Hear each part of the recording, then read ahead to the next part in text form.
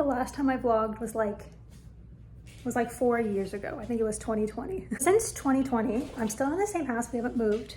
A lot of things are different. We've changed a lot of things.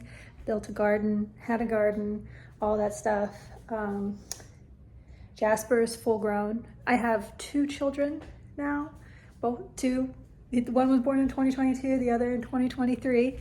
I had my thyroid removed because I had thyroid cancer earlier this year, 2024. So far it looks like surgery worked. I don't need to do any other treatments, so that's a thing.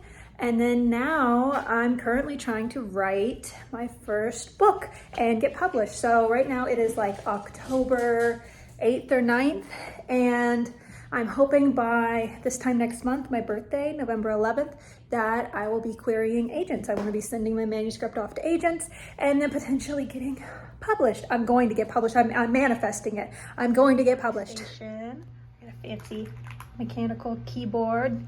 Call it a creamy keyboard. I got my manuscript here that I've printed out and making edits to, and then I got my giant OneNote book, oh my goodness, like journal, and it's got all the different tabs with the characters and everything like that. So that's that. But so the manuscript is sitting at about 150,000 words right now.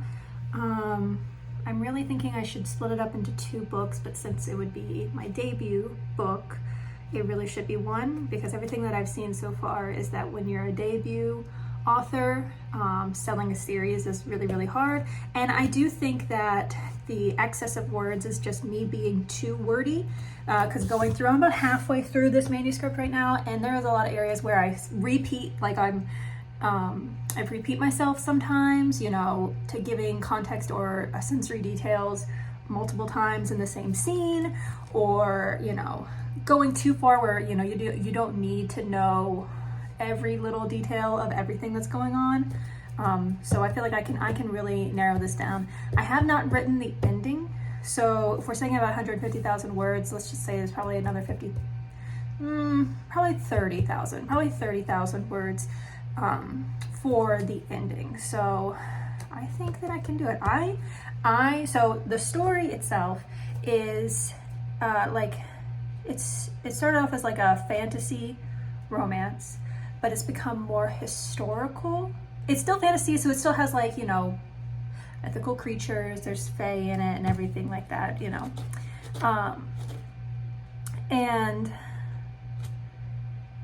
But it's set in the early 1800s, and so I've had to do a lot of research to make sure. I'm not like trying to make this where, I'm trying to make it so if you know that time period, it is not glaringly incorrect, but still you don't need to know the historical context to read it and enjoy it, you know, because sometimes you'll read a historical novel and you're just like, the dialogue is really weird because they're talking very accurately for that time period. So it's kind of like a mix, and because I'm doing historical fiction, historical fantasy, I thought I could kind of bend the rules a little bit, you know, so that's kind of where I'm at. A lot of art, so I've been finding old, like, Victorian and Regency style paintings, and then drawing the characters over them. So we got this one, we got, you know, male character, we got Leo, yeah, the characters. I just think it's very fun. I've been really enjoying it because I've been able to get back into drawing, which I was really, really struggling with for a long time, so yeah.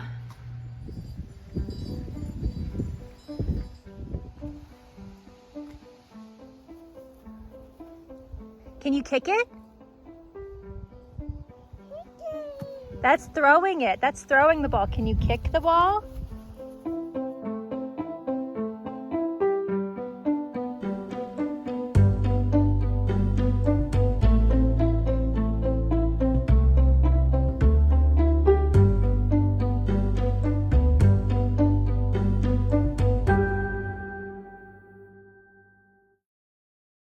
The end of the day, Wyatt's still at work. He's been working so hard lately, so he's staying late.